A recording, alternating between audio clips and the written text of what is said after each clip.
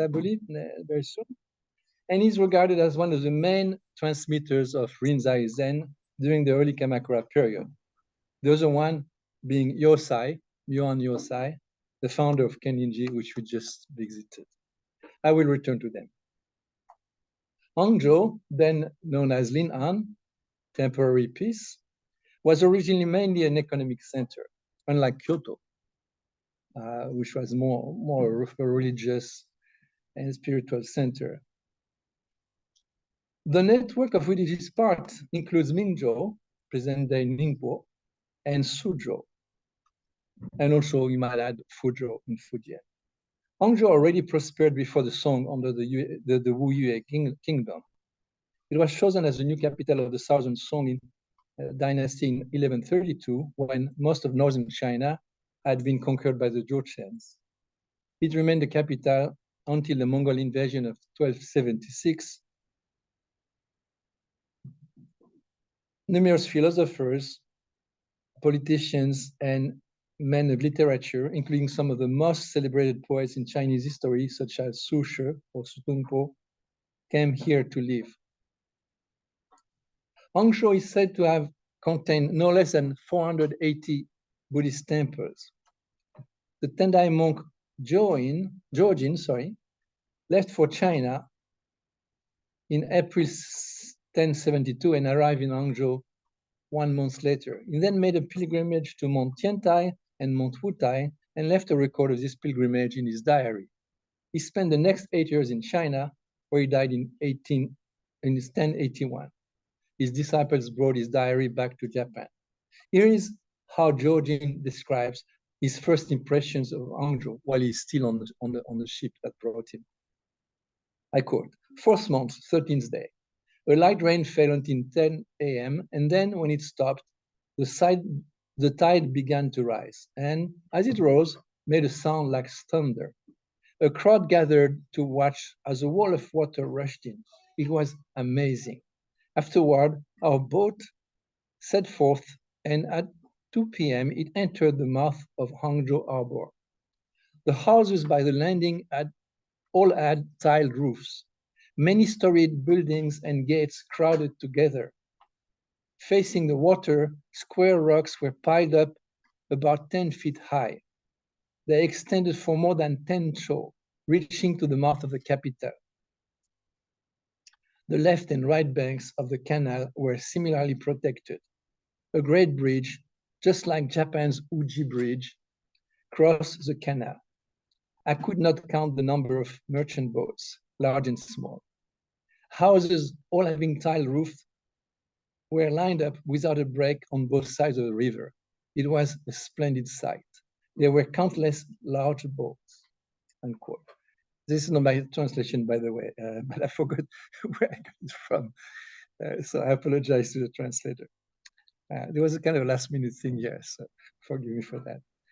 So clearly the Hangzhou of Jojin's time was a much larger and impressive city than the Japanese capital. During the Southern Song dynasty, commercial expansion and an influx of refugees from the conquered north led to a corresponding population increase. According to the Encyclopedia Britannica, Hangzhou had a population of over 2 million at that time. It is believed that Hangzhou was the largest city in the world from the end of the 12th century to the beginning of the 14th century. The Venetian merchant Marco Polo supposedly visited Hangzhou in the late 13th century. In his book, he recorded that the city was greater than any in the world, and that, I quote, the number and wealth of the merchants and the amount of goods that passed through their hands was so enormous that no man could form a just estimate thereof, unquote. Marco Polo probably exaggerated the city's size, yet in 1345, the Moroccan traveler Ibn Battuta described Hangzhou as the biggest city I have ever seen on the face of the earth. As I said, Hangzhou and Kyoto are nodal points on a complex network, so not only the starting and ending points of commercial and cultural transactions. On the Japanese side, we should also mention the importance of Dazaifu, and Hakata, right? Where Japanese monks like Enni and Yosai resided before embarking for China. Hakata, the port close to the current Fukuoka, was the port close to the former general government of Kyushu, Dazaifu. And it was the port entry and departure for all Chinese, Korean, and Japanese official and commercial delegations since the 5th century.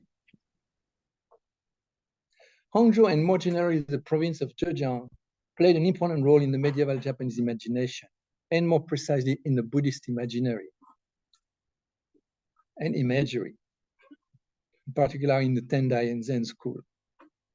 For Japanese monks, an essential goal was Mount Tiantai, some 134 kilometers southeast of Hangzhou.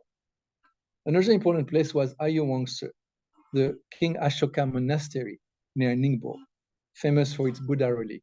I'll return to that. The cultural transmission from China to Japan, and more specifically from Hangzhou to Kyoto, impacted essentially elite culture, as I will elaborate on later. This transmission has been well studied by art historians and historians of Japanese religion, and I will simply mention a few facts here. I want, however, to focus on less well-known aspects, such as popular traditions and countercurrents. But let's begin with the obvious. Well, the influence of Hangzhou in the domain of visual culture is marked by two types of image: more or less idealized paintings of landscapes and more or less realistic portraits of Chan Zen masters.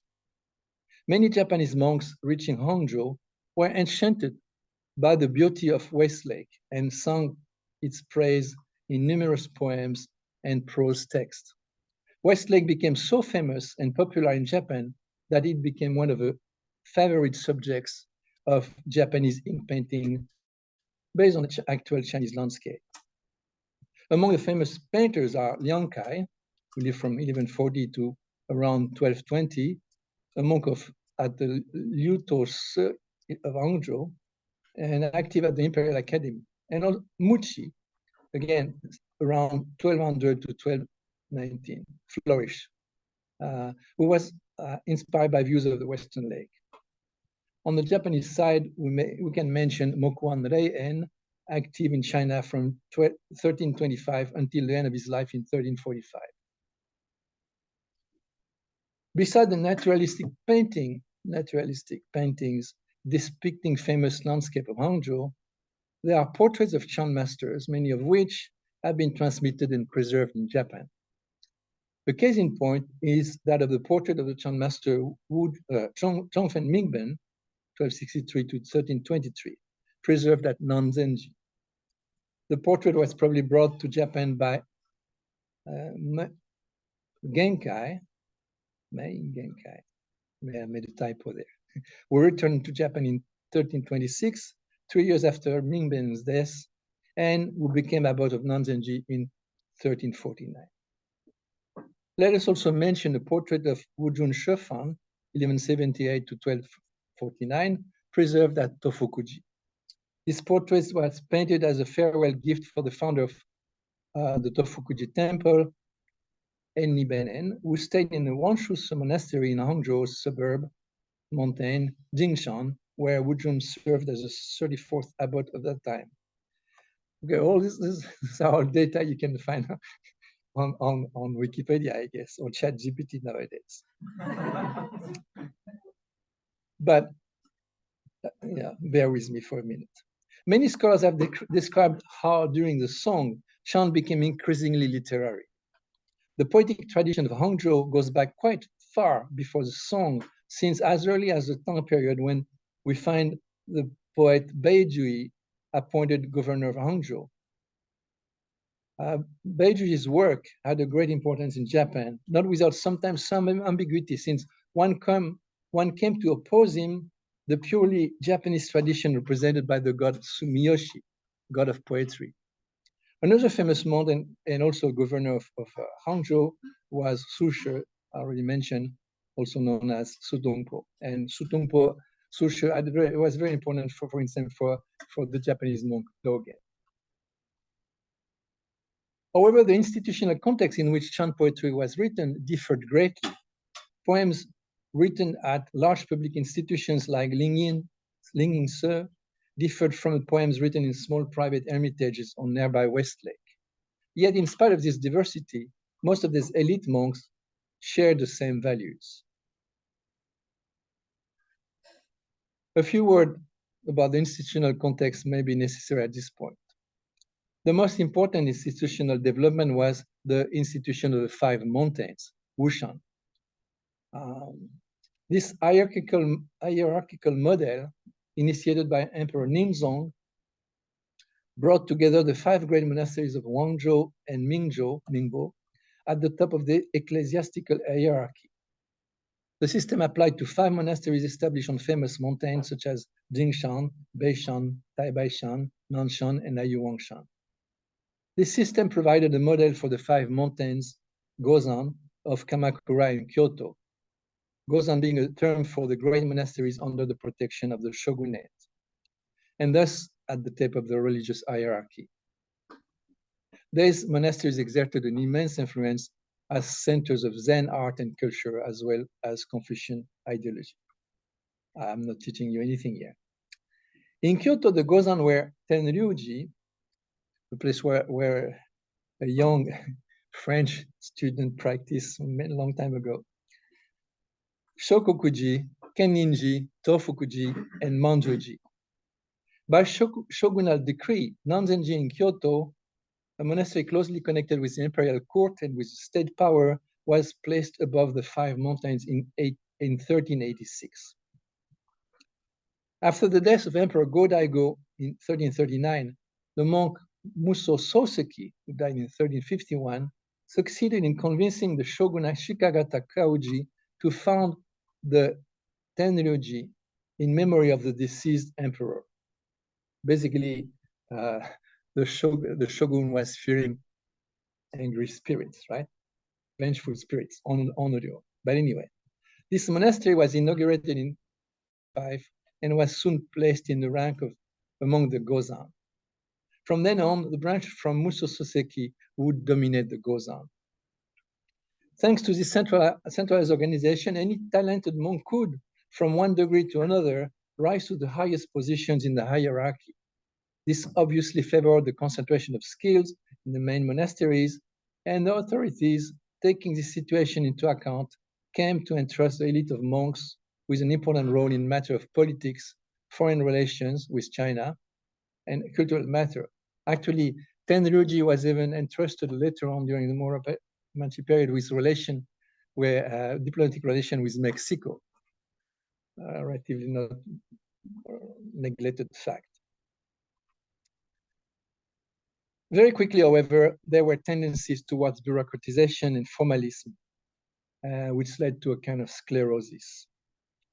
However, thanks to this system, the so-called Gozan literature, Gozan Bungaku, experienced a prodigious growth. As for the publishing activity of the Gozan, it can be said that it had a considerable influence on the Japanese culture as a whole. The name of Gozan Ban, 5 Mountains edition, is given to all the works published by then monks in the Kyoto Gozan from the end of the Kamakura period to the Muromachi period. Japanese printers benefited from Chinese discoveries in printing, and their techniques soon became excellent. 2 Chinese master printers from Fujian's provincial capital, Fuzhou, arrived in Japan in 1370 and played an important role in the development of the Gozanban. But from the middle of the 14th century, Chinese printers stopped coming to Japan. I want now to briefly introduce what we could call a dramatis personae. The few monks who, at the turn of the Kamakura period, were particularly influential in the cultural transmission from China to Japan. One of them, usually neglected by historians until recently, was Dainichi Noni, the founder of the so-called Bodhidharma school, Dharmashu, who died circa around 1196. Noni had received the Zen tradition transmitted in a Tendai school, and he became allegedly self-enlightened. Although he didn't go to China himself, he sent two of his disciples to Ayuwang's monastery, to the Chan master Zhuoran Deguang, who died in 1203, the successor of the famous Dahui Zonggao. They received from the latter, from Deguang, a patriarchal seal attesting to their master's enlightenment. So that was the first kind of email diploma, I would say. Right? The Dharma Shu became for a time the main Japanese school. And it is in encounter the perceived laxism and antinomianism of the Dharma Shu that monks like Yosai and Shunzhou went to China with the intent of restoring a strict monastic rule.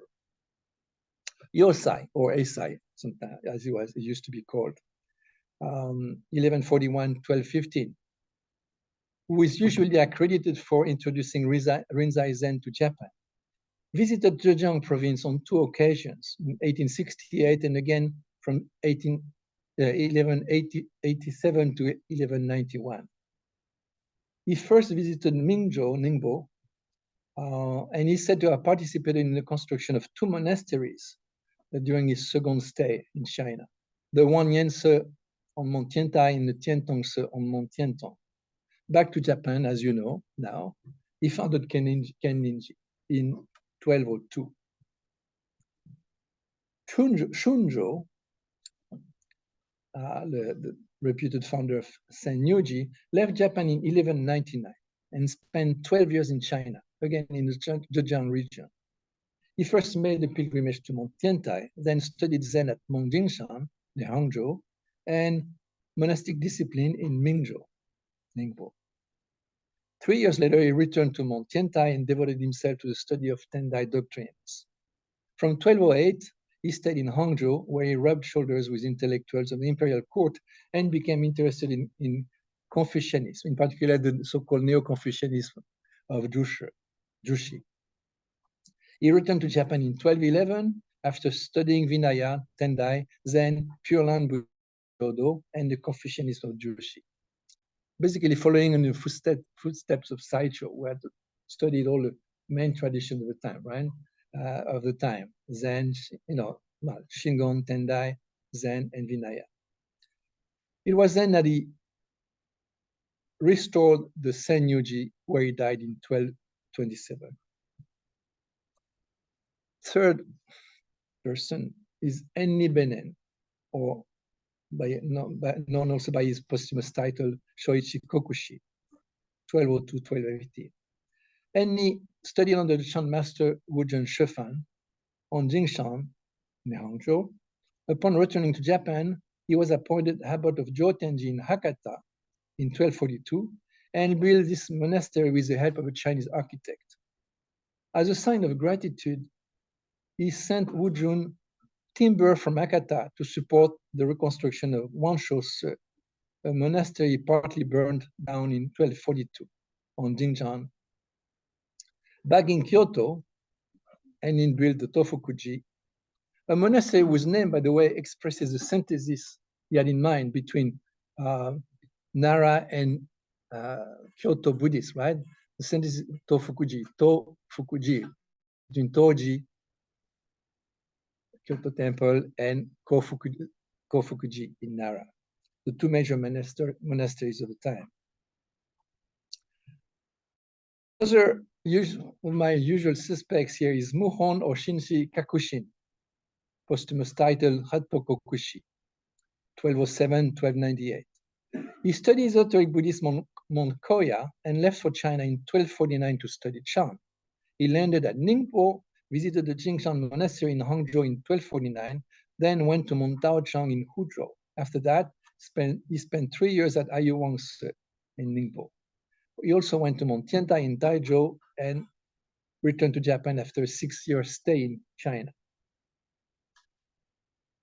Last but not least, well, depending on the point of view, Dogen, 1200-1253.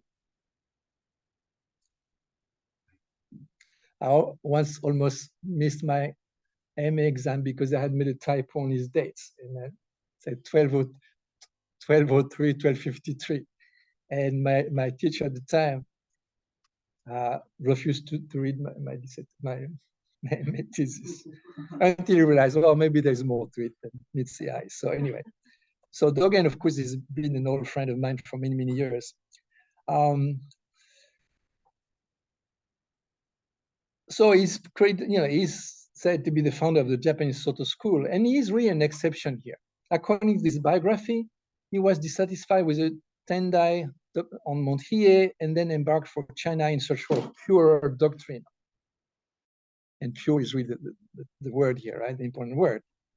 He is looking for purity. After visiting several Chan monasteries, he found what he was looking for at Tiantong Shan in the person of the Chan master Ru Jing, with whom he studied the Chan of Zhaotong school. Back in Japan, he first preached a kind of ecumenical form of Zen in a small monastery on the southern outskirts of the capital near Uji, in Uji. For reasons that remain unclear, he soon left Kyoto to establish a monastery, the Heiheiji, in a distant province of Echizen, in the present-day Fukui prefecture, where he preached a pure and increasingly sectarian Zen. Dogen seems to have been less interested in Chinese religious culture, and he's said to have returned home with empty hands. He was not an uncritical admirer of Chinese Chan. He mentioned with disappointment the lack, the spirit of Dogen is manifesting itself here. He mentioned with disappointment the lack of discipline in monasteries of Jiangsu and Zhejiang. His approach was thus radically different from that of other Japanese monks who studied in China. He opposed the syncretic tradition of his predecessors, which reconciled Zen, Vinaya, Tendai, and esoteric Buddhism. In particular, he opposed very adamantly the naturalistic Zen of the Dharma Shu. This tradition, however, and ironically, would make a comeback within the Soto school itself with his successor, Keizan Dokin, from 1268 to 1325. Now, this is really the elite tradition of Zen, literary Zen, if you like. But next to the literary tradition of Chan, the old model, Tang model, if you like, of antinomian Chan, well illustrated in the Tang by the Baotang school and the Nyoto school, Oxhead school, made its way in Japanese Tendai and led to the constitution of the short-lived Dharma Shu at the end of the Heian period. So what about this kind of antinomian Chan? I have described elsewhere the emergence of a trickster figure in Chan. The best known case is probably that of Daoji, or better known as Jigong, Crazy G, a monk of Lingyingse. This monk has been well studied by Mershar, so I might refer you to his book. Strangely, Jigong does not appear in medieval Zen texts, but his underground influence may have led to the image of a typical Japanese trickster, namely Ikkyu Soju, still popular today through manga. Daoji Jigong is said to have been ordained at Lingyingse, then was expelled from it and went to Dingse, where he died in 1209. His reputation was established in the 13th century and spread through oral tradition. His so-called biography became a novel during the Ming, around 1566. Now, one finds many similar cases in Chan, which perhaps influenced Jigong's biography. So the question is, why did Jigong become so famous when the others did not? It may have to do with the importance of Hangzhou as economic and cultural center. Jigong perhaps benefited from the Hangzhou boom, thus becoming the archetype of the crazy monks of Chan. Around the same time, a Yezan monk, a monk from Mount Hiei named Kakua, whose date of birth is not known, but flourished, was born apparently in 1143, left for China in 1171 and received the lineage of the Rinzai school of Lingyingse, in Lingyingse. On his return to Japan, so this Kakura was clearly an eccentric monk. A very well-known case is this following story. On his return to Japan, when asked about the Zen teaching by Emperor Takakura, he answered by simply playing the flute. As noted earlier, it is largely in response to the eccentric behavior of people like him and Dharmashu adepts that Yosai and Shunjo, and also Dogen, emphasize the importance of monastic discipline. However, it might be said that the Dharmashu may have been actually closer to the spirit of Tang Dynasty Chang. All right, after all this introduction of the various actors, let's say, the usual suspects, I would like to turn to the material culture and popular religiosity. Again, with regard to the importation of Chinese material culture, one should emphasize the importance of Enni and Yosai, who were influencers avant la lettre. Without them, the Japanese man on the street couldn't eat his instant ramen with a cup of green tea. Of course, things are not quite as simple, and many other anonymous cultural mediators or influencers were involved. At any rate, while Enni is credited with the importation of soba noodles, Yosai is usually said to have introduced tea to Japan. However, as Andrew Macomber, with us today, recently pointed out, Yosai also promoted mulberry leaves as a medicine for immortality and a remedy against diseases caused by demons. He identified the mulberry tree with a legendary Bodhi tree under which the Buddha reached awakening. One mulberry tree from Mount Tiandai was planted in the courtyard of Kenninji.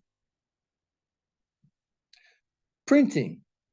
Printing was unquestionably a key factor in the Song renaissance of religious life at every level of society.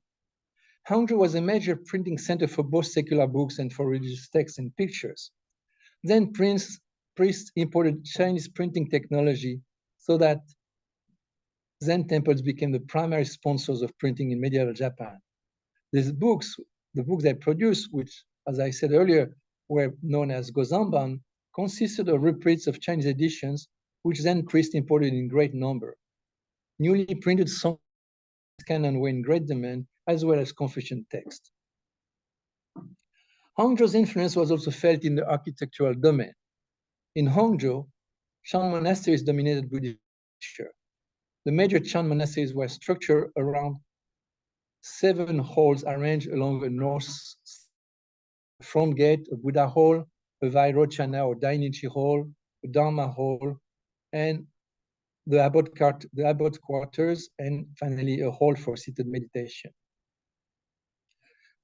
Another significant feature of monastic architecture is the revolving repository, the revolving Buddhist canon. It seems that in medieval China, owing a revolving Buddhist canon was a profit-making business for Chan monasteries.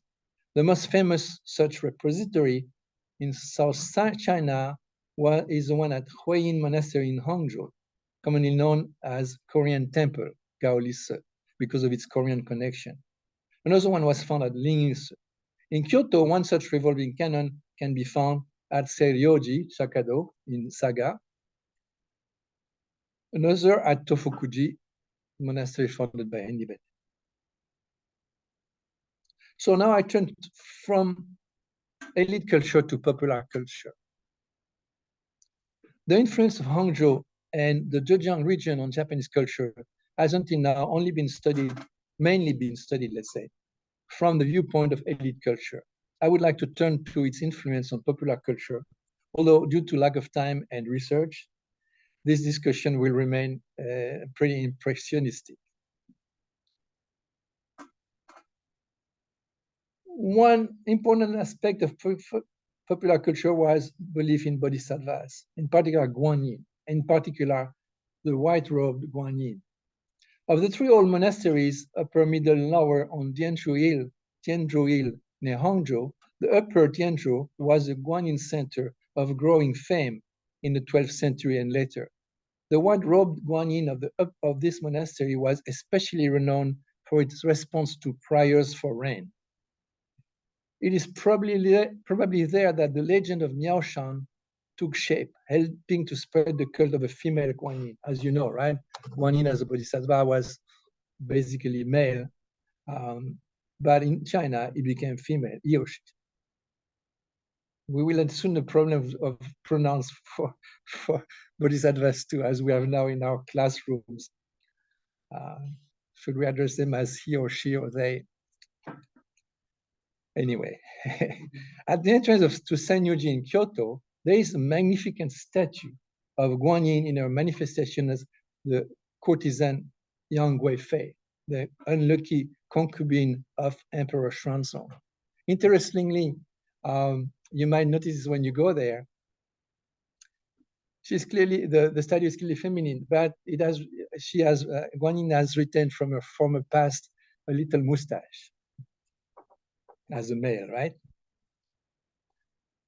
Now, an indirect and rather marginal, but nevertheless significant contribution of Chinese culture to Japanese religiosity is a widespread Japanese tradition of omikuji, sacred lots written on strips of paper in Buddhist temples and Shinto shrines. I'm sure you have always tied a omikuji at some point in your life, right? This tradition derives in part from the rise of printing in China, especially in Hangzhou. By the 13th century, as I said, printing was so widespread that it would have been natural to commit a new oracle to this medium, a medium that would vastly enlarge its dissemination. Michel Strickman has shown that the oracular tradition of the omikuji in Japan could be traced to two legendary lineages, one stemming from the Tendai master Ganzan Daishi, that is Ryogen, that about of and Yakuji in the 11th century. The other to Ingen Ryuki, or in Chinese, Yin-Yuan Longqi, 1592-1673, the founder of the Obaku-zen tradition, said to stem from Mount Huangpo in Fujian. Unfortunately, Strickman, while he talks a lot about Ganzan Daishi's omikuji, was unable to provide further detail on the Huangpo Obaku omikuji. That would be an interesting topic for a dissertation, by the way. Another example of Chinese influence in Japan is the cult of relics. Relic worship was, as you know, particularly important as Ayu Wangso in Ningzhou, a monastery owing its name to the legend according to which King Ashoka had created 84,000 stupas to enshrine the relics of a Buddha. The Ayu Wangso was said to be one of these monasteries, and its famous relics has been worshipped through centuries to the present day. The chant master Xu Yun in the 20th century described his visit, his pilgrimage to Ayu Wangso, and he described how he saw the relics change under his eyes, grow and become more and more colorful. Because of course, the vision of relic is depending on the perceivers. The relic is in the beholder's eye, right? So it's supposed to change according to your karma. So if you really perform with pure mind, you'll see relic. If you are like me, you don't see anything. Actually, I went to Ayu Wangso and the relic was hidden in a box. So in Japan, the adepts of the Dharma Shu are said to have worshipped the relics of the 6 Chan patriarchs, from Bodhidharma to Huainan, and also, more interestingly, that of the Bodhisattva Fugen or Samantabhadra. Now, Bodhisattva is not a physical being. How does he leave relic is an interesting question. Among the objects brought also from China by Shunzhou, there was a relic of the same Bodhisattva Fugen, next to 3 relics of a Buddha, so-called historical Buddha. Another case in point is that of the relics found in a small 5-level stupa, Gorinto, lodged inside Muhon Kakushin's portrait statue. Another statue of Kakushin at Ankokuji in Hiroshima contains a miniature Gorinto made of crystal and a scroll with writing by his own hand. The scroll shows both Kakushin's esoteric Buddhism and his veneration for his Chinese master, woman Hoikai. Again, the statue of Mukan Fumon, the third abbot of Tofukuji, who had gone to China in 1251 and became the founding abbot of Nanzenji, also contains a Gorinto supposedly carved by himself. This is one of the richest deposits of relics inside a Buddhist image ever found. At Kenninji, the statue of Yosai is enshrined in the so-called Samadhi entry stupa, New Tojo. This stupa is the place where Yosai is said to have entered Samadhi. In other words, maybe the word entering Samadhi means becoming a mummy. Its name alludes to the fact that the statue itself is considered alive, as if frozen in Samadhi. Excuse me. Moving on from popular culture to local cults.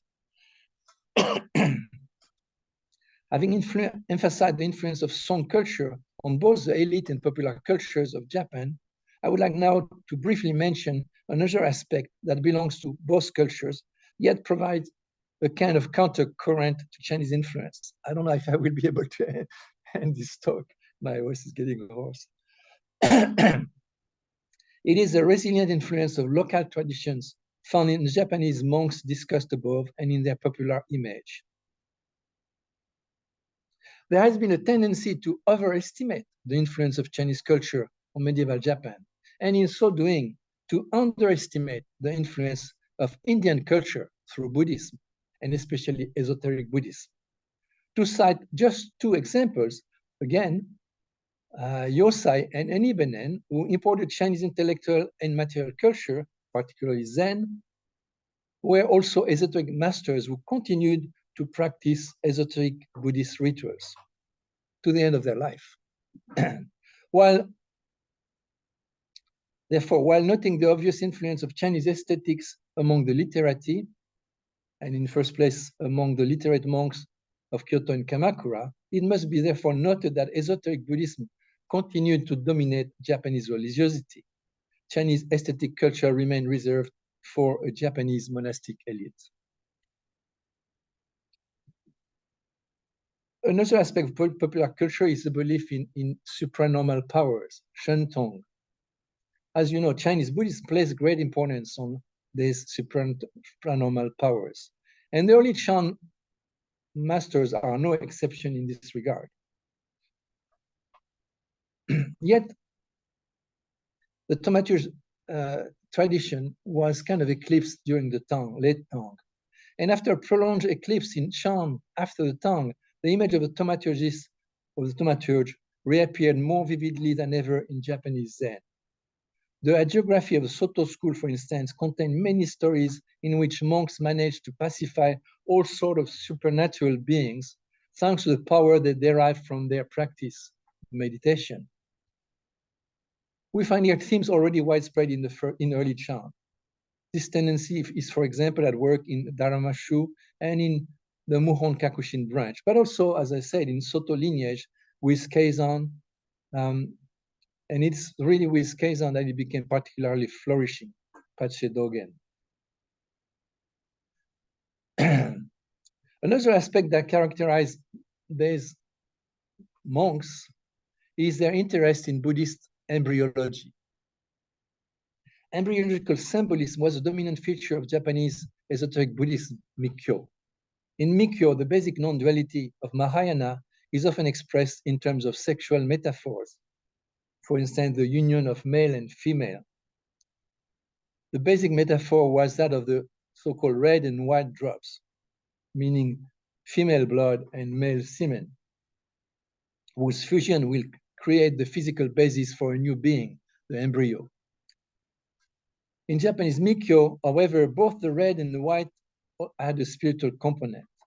By becoming emblems of yin and yang, they turn into symbols of ultimate reality. So embryological symbolism pervades the works of Yosai and Enni, as well as their disciples. For instance, a monk named Chikotsudaye. Oh, thank you. That's very kind. Take it. Empirical symbolism. Yeah, okay. Yosai aimed for an inclusive form of Buddhism that integrated both Zen and Mikkyo. One of his works, discovered at Shimpukuji in Nagoya and recently published by Professor Abe Yasuro, used the image of the union between man and woman to explain the unity of the diamond and womb mandalas. Similar texts by Enni have also recently been discovered. Such fusion of Mikkyo and Zen ideas has long been considered to belong to an age before a pure form of Zen was established. However, these works are not simply transitional works leading to the pure Zen of Dogen. No. Rather, they try to relate Zen to Mikkyo in a creative manner, not only in terms of their teachings, but also in terms of their practice. Another important element there in popular culture is the importance of local cults. In spite of their adherence to Chinese ideals, medieval Zen monks were also strongly attached to local cults. Paradoxically, the medieval period saw the emergence of new deities of Chinese or Korean origin, which came to be seen as representatives of local Japanese tradition.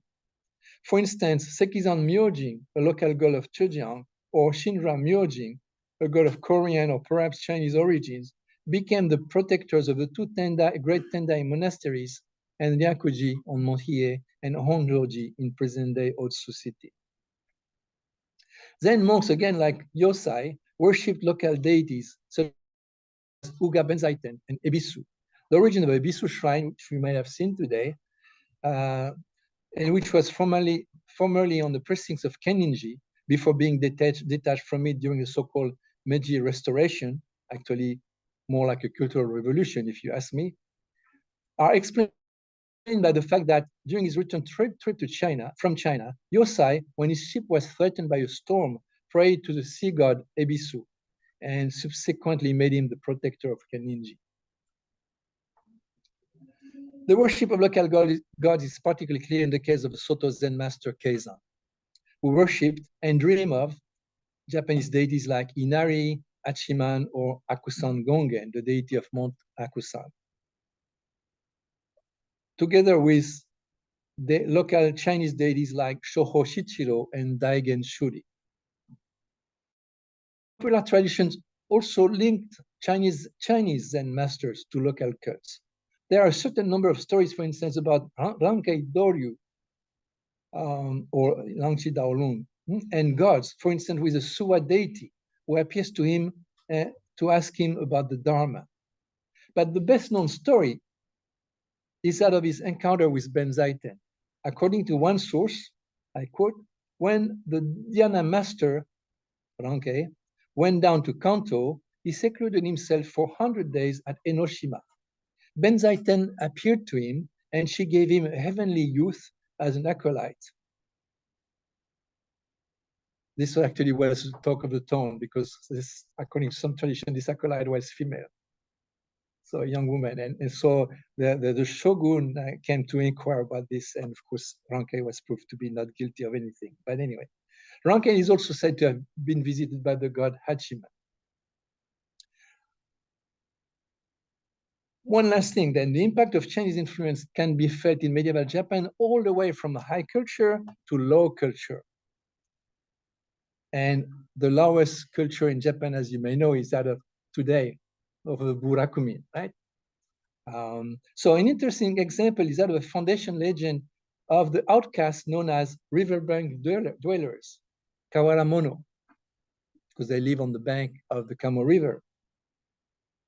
And so this legend traces the lineage of that category of outcast to a non-human, Kinin, another name for outcast, being born from the spilled semen Tong Monastery in Zhejiang. A Caodong monastery visited by Japanese monks like Dogen. God knows what might have happened there. All right. In lieu of conclusion, I would like to mention another side of cultural transmission as a form of epidemiology.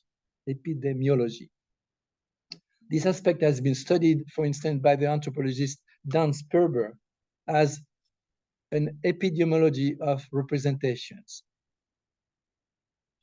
But the impact of continental culture, Chinese and Korean in this case, was also felt in the form of real epidemics.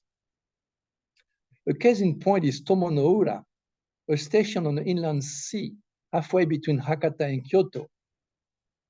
In modern Japan, Tomonoura is famous as the birthplace of Miyazaki's anime character, Ponyo. In medieval Japan, however, it was said to be the birthplace of the epidemic deity Gozu Tenno, who was later worshipped at Gion Shrine.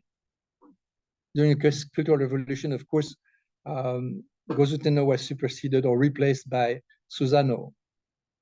However, Gozu Tenno's distal origins are probably Korea, through an itinerary leading him from Tsushima Island to Kyushu to the inland sea, and all the way to Harima Province, Kobe, and Kyoto, and to his most famous cultic place today, another Tsushima shrine on the outskirts of Nagoya. Epidemic deities were worshipped collectively as the five Wenshan in the Jiangnan region on the 5th of the 5th month of the lunar calendar, corresponding to June or July in the Gregorian calendar. And this is also today the festival of Gozu Tenno at Tsushima Shrine. As you know, June, July is a rainy season, which brings floods and epidemics.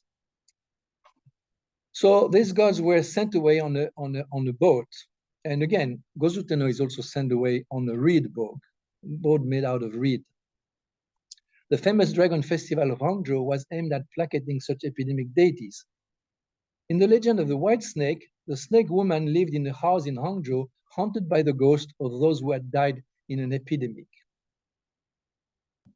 I have also argued elsewhere that the Chan patriarch Bodhidharma was worshipped in Japan, outside of the Zen tradition, of course, as an epidemic deity. In the Edo period, he was worshipped more specifically as a smallpox deity. His famous Zen representation, as Bodhidharma crossing the Yangtze River on a reed, is also reminiscent of Gozu Tenno's crossing over the island. And the reed is, as I said, a typical element of Gozu Tenno's cult. Thus, on the reverse side of the Japanese appreciation for continental culture was a fear of epidemic contamination that sometimes nourished a xenophobic trend. As Walter Benjamin famously wrote, I quote, "Every monument of civilization, barbarism," unquote. I will end on this cautionary note. Thank you.